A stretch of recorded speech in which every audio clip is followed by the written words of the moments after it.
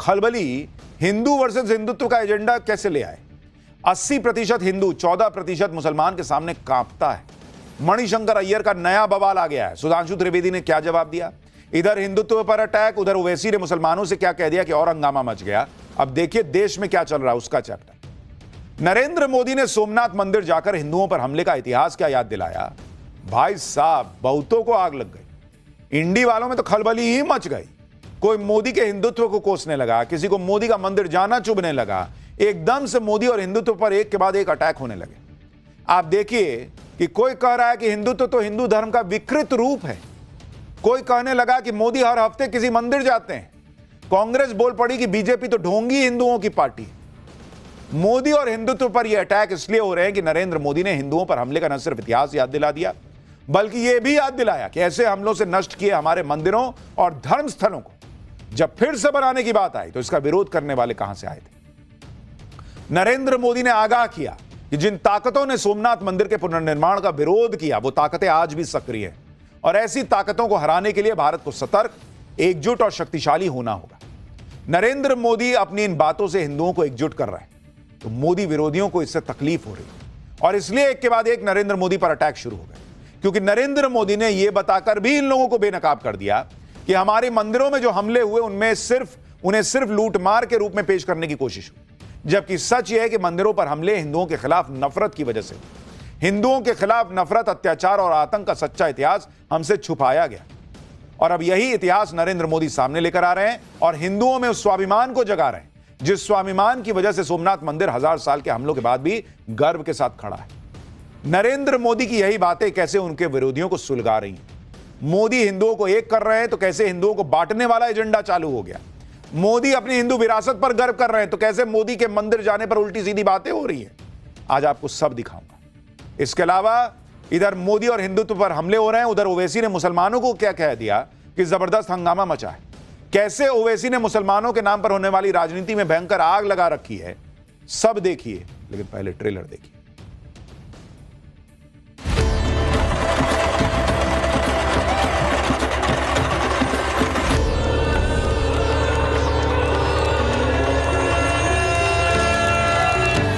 Hindutva is Hinduism in paranoia. What is Hinduism? जब हिंदू भागता रहता है तो हिंदुइज्म है।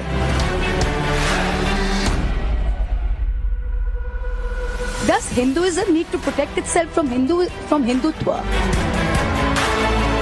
When you cherish Hinduism, it is called Hindutva. Asaduddin Owaisi का ख्वाब यह है कि एक दिन आएगा इस देश में एक हिजाब पहनने वाली बेटी इस देश की वजीर आजम बनेगी। हमें एक रहना है, एकजुट रहना है, ऐसी हर ताकत को हराना है जो हमें बांटने की साजिश से रच रही है। इस देश में हिंदुओं को तलवार की नोक पर जीतने की कोशिश हुई। उनके मंदिरों को तोड़ा गया, उनके धर्मस्थलों को नष्ट किया गया, हिंदुओं से नफरत में सब कुछ हुआ। लेकिन आज अगर सोमनाथ जैसे मंदिर में दिव्यता और भव्यता दिखती है, वो उसके साथ खड़े हैं, तो यही हिंदू गौरव है। लेकिन जब नरेंद्र मोदी इसे हिंदू गौरव की याद दिला रहे हैं तो इकोसिस्टम में कैसे खलबली मच गई, कैसे हिंदू वर्सेस हिंदुत्व का एजेंडा चलाया जाने लगा। आप देखिए, कोलकाता में हिंदुइज्म को हिंदुत्व से सुरक्षा की जरूरत है विषय पर एक डिबेट करा दी गई। इस डिबेट में मणिशंकर अय्यर ने हिंदुत्व को हिंदू धर्म के लिए ही खतरा बता दिया। टीएमसी की सांसद महुआ मोइत्रा ने हिंदुत्व को राजनीतिक विचारधारा बता दिया। कहा कि हिंदुत्व इसलिए मौजूद है क्योंकि उससे पहले हिंदू धर्म मौजूद था। पहले सुनिए कांग्रेस नेता मणिशंकर अय्यर और टीएमसी सांसद महुआ मोइत्रा ने नरेंद्र मोदी के हिंदुत्व पर क्या कहा है, फिर आपको बताता हूं कि इसका जवाब बीजेपी ने क्या दिया है। Hindutva is Hinduism in paranoia. It asks 80% Hindus to quiver in front of 14% Muslims. What is Hindutva? Hindutva is a BJP leader slapping a blind, hungry tribal girl because she attends a Christmas lunch in a church. Hindutva raids shopping malls to tear down Christmas decorations. Bengali Hindu eating meat will offer meat to Ma Kali, but a practitioner of Hindutva will say that's not on. So the core question here is, does Hinduism need to protect itself from Hindutva? I would say that the best way to continue to protect Hinduism is to continue to realize that Hindutva is there because Hindutva was there, because Hinduism was there. इनको नरेंद्र मोदी के हिंदुत्व का काट नहीं मिल रहा, तो अब एक नया वर्ड ले आया हिंदुइज्म। कल को परसों तरसों कुछ और ले आएंगे। मणिशंकर अय्यर कह रहे हैं कि 80% हिंदुओं को 14% मुसलमानों के सामने कांपना सिखाता है हिंदुत्व। ये कहां से लाइन ले आए बॉस अपने हिसाब से कि हिंदू जो है उसको कांपना सिखाता है? हिंदुओं को इतने साल बांट के रखा, हिंदुत्व हिंदू को जुड़ना सिखाता है और उसके लिए आसपास क्या हो रहा है नहीं हो रहा है आंख खोलकर देखने के लिए सिखाता है। आप देखिए कि एक तरफ कोई मोदी के हिंदुत्व को अटैक कर रहा है, तो किसी को पीएम मोदी का मंदिरों में जाकर पूजा करना और सनातन के गौरव को बढ़ाना चुभ रहा है। आज तक ये लोग हिंदू के लिए कहां थे ये नहीं दिखता था, आज सबको समझ में आ रहा है क्या हिंदुइज्म है, क्या हिंदुत्व है, हिंदू क्या है, मंदिर जाना चाहिए, कब जाना चाहिए, नहीं जाना चाहिए। कांग्रेस अध्यक्ष मल्लिकार्जुन खड़गे के बेटे और कर्नाटक की कांग्रेस सरकार में मंत्री प्रियांक खड़गे कह रहे हैं कि क्या मंदिरों में जाने और सनातन के इतिहास को बताने के लिए पीएम मोदी को प्रधानमंत्री बनाया गया है?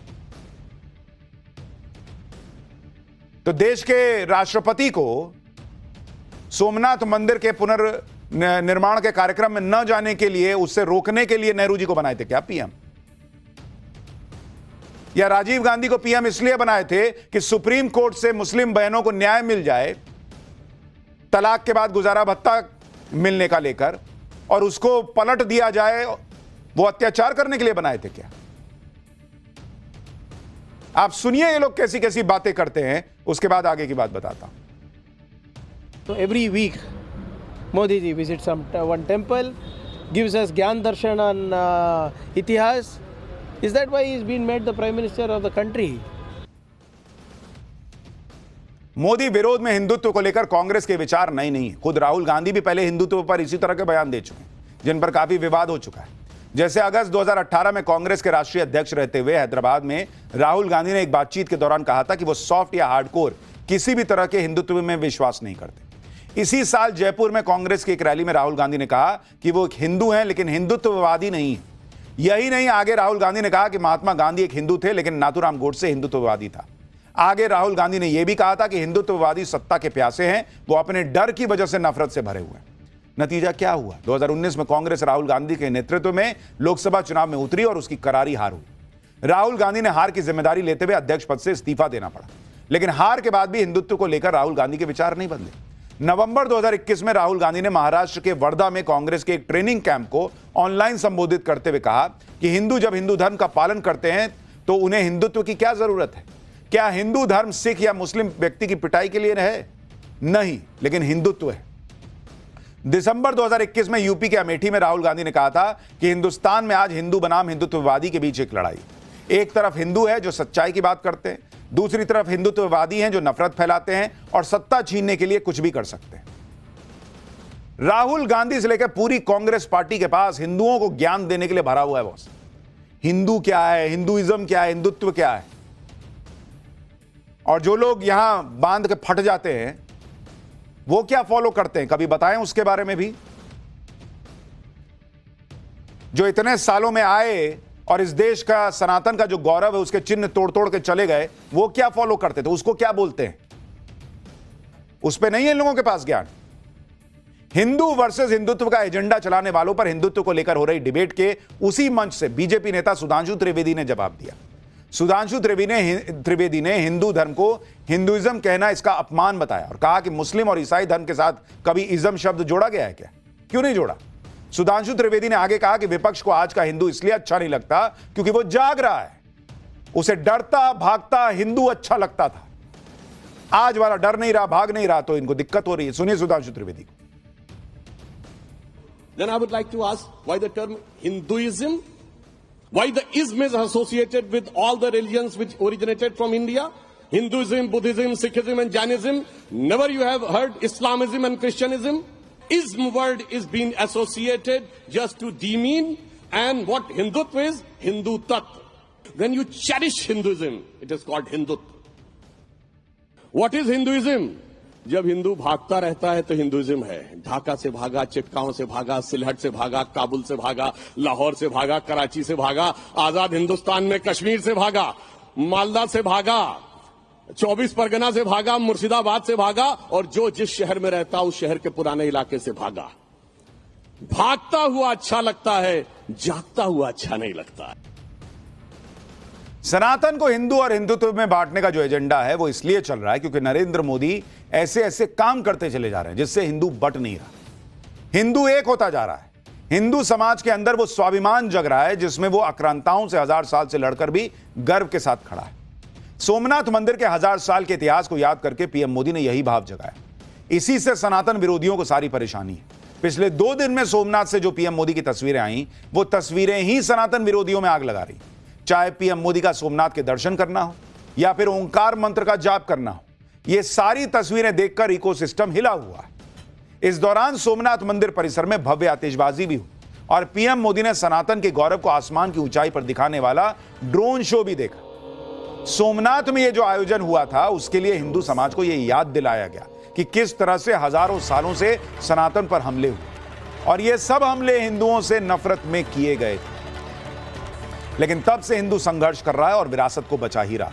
सोमनाथ में पीएम मोदी ने शौर्य यात्रा में भी हिस्सा लिया जिसके जरिए सोमनाथ मंदिर की रक्षा के लिए बलिदान देने वाले योद्धाओं को श्रद्धांजलि अर्पित की गई। इस दौरान पीएम मोदी दोनों हाथों से डमरू बजाते भी दिखाई। सोमनाथ मंदिर पर हुए हमले की याद दिलाते हुए पीएम मोदी ने कहा कि जब जब सनातन पर हमले हुए आक्रांता सोच रहे थे कि वो जीत गए, लेकिन ऐसे आक्रांता आज इतिहास के कुछ पन्नों में सिमट कर रह गए और सनातन का गौरव सोमनाथ मंदिर पर आज भी आसमान की छूती धर्मध्वजा में फहराता दिख रहा है। सोमनाथ मंदिर पर हुए हमलों को याद करते हुए पीएम मोदी ने कहा कि आज भी देश में सनातन का विरोध करने वाली ऐसी ताकतें हैं जिन्होंने सोमनाथ मंदिर के पुनर्निर्माण का भी विरोध किया। पीएम मोदी ने सनातन को बांटने की साजिश करने वाले ऐसे लोगों से बचने के लिए एकजुट रहने की अपील की। अब चूंकि वो एकजुट रहने कह देते हैं तो एक पूरे इकोसिस्टम को आग लग जाती है। सुनिए एक बार पीएम को। दुर्भाग्य से आज भी हमारे देश में वो ताकतें मौजूद है, पूरी तरह सक्रिय है, जिन्होंने सोमनाथ पुनर्निर्माण का विरोध किया। हमें एक रहना है, एकजुट रहना है, ऐसी हर ताकत को हराना है जो हमें बांटने की साजिशें रच रही है। एक तरफ तो मोदी और हिंदुत्व क्लियर निशाने पर दिखते हैं, उधर ओवैसी ने अलग पॉलिटिकल गदर काट रखा है। मुसलमानों पर ओवैसी के एक के बाद एक ऐसे बयान आ रहे हैं जिससे हंगामा मचा हुआ है। इन दिनों ओवैसी की नजर महाराष्ट्र के लोकल बॉडी इलेक्शन और बीएमसी पर टिकी। ओवैसी जानते हैं कि मुंबई में मुसलमानों की आबादी करीब 20% है, जिनकी बीएमसी की 50 सीटों पर निर्णायक भूमिका रहती है और मुसलमान वोटों की एकमुश्त हिस्सेदारी हासिल करने के लिए ओवैसी उन्हें डर के साथ ही हिजाब पहनने वाली मुस्लिम महिला के पीएम बनने का सपना भी दिखा रहे हैं। हिजाब वाली पीएम पर ओवैसी का यह बयान सुनिए जो बहुत चर्चा में है। बाबा साहिब अंबेडकर का जो संविधान है वो ये कह सकता है कि कोई भी भारत का नागरिक वजीर आजम बन सकता है, सदर जमहूरिया बन सकता है, चीफ मिनिस्टर बन सकता है, मेयर बन सकता है। और असदुद्दीन ओवैसी का ख्वाब यह है कि एक दिन आएगा इस देश में इंशाअल्लाह ताला, शायद हम और आप नहीं रहेंगे मगर देखना, एक हिजाब पहनने वाली बेटी इस देश की वजीर आजम बनेगी इंशाअल्लाह ताला। ओवैसी बार बार कह रहे हैं कि हिजाब पहनने वाली एक बेटी इस देश की प्रधानमंत्री बनेगी। कोई उनसे पूछे कि जिस all India Muslim personal law board के वो सदस्य हैं उसमें इतने सालों में कितनी महिलाओं को जगह दी गई, वक्फ बोर्ड में कितनी महिलाओं को जगह दी गई, वहां दे नहीं पा रहे। पीएम की कुर्सी देने की बात कर रहे हैं, लोकल बॉडी के चुनाव में वादे कर रहे हैं। ओवैसी जानते हैं कि अगर मुस्लिम वोट और उसमें भी महिलाओं का वोट एक मुश्त पड़ गया तो उनकी पॉलिटिकल पार्टी के बारे न्यारे हो जाएंगे। इसलिए बार बार मुस्लिम महिला को, बुर्के वाली या हिजाब वाली महिला को पीएम बनाने की बात कर रहा है। मुसलमान वोटों को एकजुट करने के लिए ओवैसी उन्हें सपने दिखा रहे हैं तो डर भी दिखा रहे हैं। ओवैसी कह रहे हैं कि वक्फ कानून आने के बाद देश की मस्जिदें खतरे में आ गई हैं। इसके लिए ओवैसी ने पिछले दिनों दिल्ली में फैज़ इलाही मस्जिद के पास हुई कार्रवाई का हवाला दिया और यूपी में संभल की मस्जिद को भी खतरे में बता दिया। सुनिए कैसे सपने के साथ साथ डर भी बेच रहे हैं ओवैसी। मेरी बात याद रखो, खुदा ना खास्ता संभल की मस्जिद अब परेशानी के माहौल में आ चुकी है कानून बनने के बाद। क्या तुमने नहीं देखा कि दिल्ली में 100 साल पुरानी मस्जिद है, सर्वे होता है, मस्जिद कमेटी को नहीं मालूम, सर्वे हो जाता। यही नहीं, ओवैसी मुसलमानों को यह कहकर भी डरा रहे हैं कि अगर वो एकजुट नहीं हुए तो कल किसी के घर पर भी बुलडोजर चल सकता है, किसी को भी जेल भेजा जा सकता है। सुनिए ओवैसी। अगर किसी समुदाय की पॉलिटिकल एजेंसी नहीं है तो मुसलमानों की नहीं है, और हम सिर्फ वोटर बनकर रह गए। अगर आप सिर्फ वोटर बनकर रहेंगे तो घर पे बुलडोजर चलेगा। अगर आप सिर्फ वोटर बनकर रहेंगे तो नौजवान बच्चों को झूठे इल्जाम में जेल में डाल दिया जाएगा। जिस दिन आप अपनी पॉलिटिकल एजेंसी को बनाएंगे, जिस दिन आप शहरी बनेंगे, हुकूक आपको मिलना शुरू हो जाएंगे। पहले इसी तरीके का डर दूसरी पार्टियां दिखाती थी, अब असदुद्दीन ओवैसी लेकर आए। ओवैसी के हिजाब वाली पीएम के सपने पर बीजेपी नेता और दिल्ली के मंत्री कपिल मिश्रा ने क्या कहा है, सुनिए एक बार। ओवैसी बोल रहा है कि एक दिन मुंबई में बुर्के वाली मेयर बनेगी। मैंने कहा मियां, पहले बुर्के वाली को अपने घर से तो निकाल, पहले उसे स्कूल तो भेज, पढ़ाई तो करवा। अभी तो तुमने ट्रिपल तलाक और हलाला में कुचल के रखा हुआ है, और बुर्के वाली की आंखें खुल गई तो ईरान में देख लो क्या कर रही हैं बुर्के वालियां। ईरान में देखा किसी ने क्या हो रहा है? देखा ईरान में? जिस दिन इधर ऐसा हो गया ना, उधर ओवैसी खुद ही बुर्का पहन के भागेगा उस दिन। देश की पॉलिटिक्स में बहुत कुछ चल रहा है, लेकिन मुसलमान के साथ क्या हो रहा नहीं हो रहा मुसलमान खुद देख लेगा। ठाकरे बंधुओं के साथ क्या हो रहा है जरा आप देखिए पाठशाला में अगला चैप्टर। उद्धव और राज ठाकरे तो मोदी फडणवीस के प्लान से ऐसा घबराए कि यूपी बिहार वालों को लात मारकर निकालने पर आ गए। राज ठाकरे ने बीजेपी के अन्नामलाई को मंच से गाली क्यों दे दी? ठाकरे परिवार की पॉलिटिक्स निपटने के सबूत आ गए हैं क्या? अब इसका चैप्टर। महाराष्ट्र में बीएमसी चुनाव के लिए गजब की बयानबाजी और पॉलिटिक्स चल रही। पीएम मोदी और देवेंद्र फडणवीस की जोड़ी से घबराकर ठाकरे भाई एक हो गए। राज ठाकरे और उद्धव ठाकरे के लिए बीएमसी चुनाव नाक का सवाल नहीं, अस्तित्व का सवाल बन गया है, क्योंकि बीएमसी अगर हार गए तो दोनों के लिए कुछ नहीं बचेगा। राज ठाकरे के लिए तो वैसे भी कुछ नहीं है, ना उनका इस देश में कोई एक विधायक है, ना उनका कोई सांसद है, जीरो पार्टी है, लेकिन बातें ऐसे करते हैं जैसे पता नहीं कितने सांसद विधायक बना देते हो। इसी वजह से बीएमसी चुनाव के लिए राज ठाकरे और उद्धव ठाकरे ने धमकी वाली पॉलिटिक्स फिर तेज कर दी। राज ठाकरे तो भाई गाली गलौज पर आ गए। आप देखिए, राज ठाकरे बीजेपी नेता को गाली दे रहे हैं, हिंदी भाषा पर कह रहे हैं कि मैं लात मार दूंगा। उद्धव ठाकरे हिंदुत्व पर अजीब बयान दे रहे हैं। शरद पवार अलग ही प्लान बना रहे हैं। चर्चा है शरद पवार और अजीत पवार फिर एक हो जाएंगे।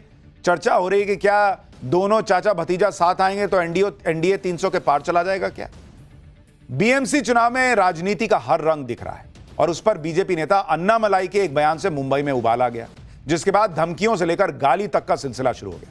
महाराष्ट्र में बीएमसी वैसे तो लोकल बॉडी का चुनाव है, लेकिन इसमें ठाकरे परिवार की पॉलिटिक्स बचेगी या निपट जाएगी, क्या क्या होने वाला है, इसको लेकर हंगामा मचा हुआ है। और आपको दिखाऊंगा कि ये राज ठाकरे क्यों यूपी बिहार वालों को लात मारने की बात कर रहे हैं।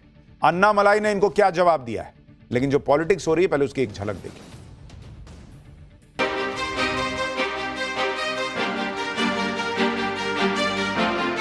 तुझ्याकडे कोणतरी एक तामिळनाडूमधून रसमलाई आली होती, तो सांगतो मुंबईचा आणि म्हणजे महाराष्ट्राचा संबंध काय?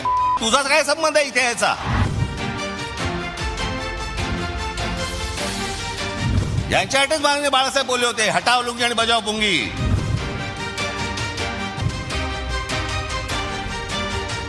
उसके ऊपर एफआईआर लॉज होना चाहिए। जो महाराष्ट्र का और मराठी लोगों का अपमान किया है ये अन्नामलाई ने।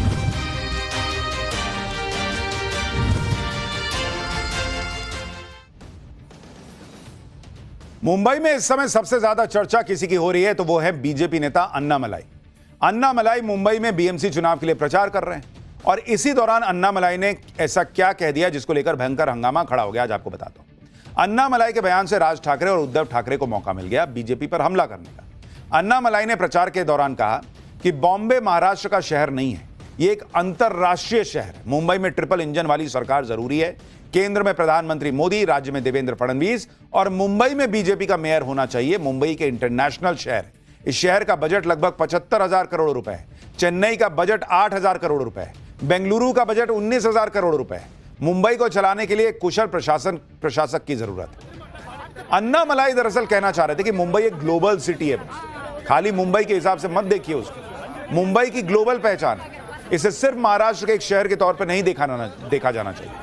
लेकिन उनकी बात को घुमा फिरा के बीएमसी चुनाव में मुद्दा बना दिया गया।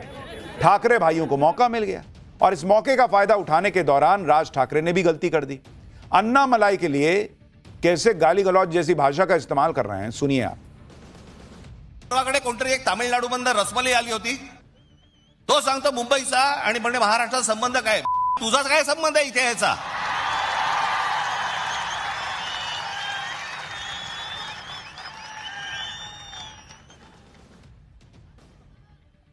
यांच्यासाठीच माननीय बाळासाहेब बोलले होते, हटाव लुंगी आणि बजाव पुंगी।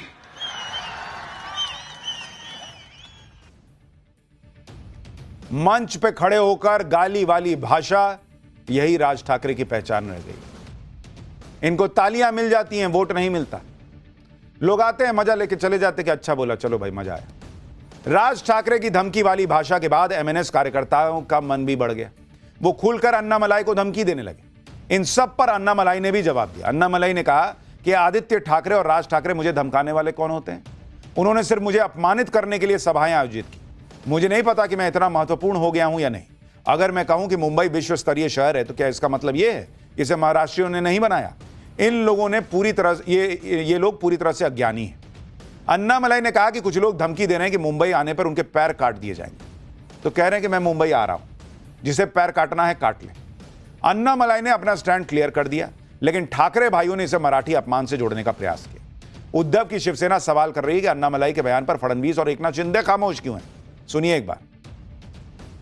एक अन्नामलाई आया है, कहाँ से? तमिलनाडु से। मुंबई में स्टार प्रचार है क्या बीजेपी का?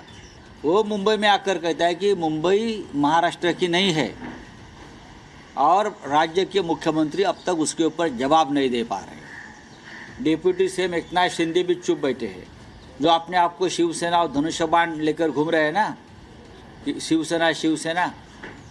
जवाब दीजिए फडणवीस और शिंदे, उसके ऊपर एफआईआर लॉज होना चाहिए। जो महाराष्ट्र का और मराठी लोगों का अपमान किया है ये अन्नामलाई ने।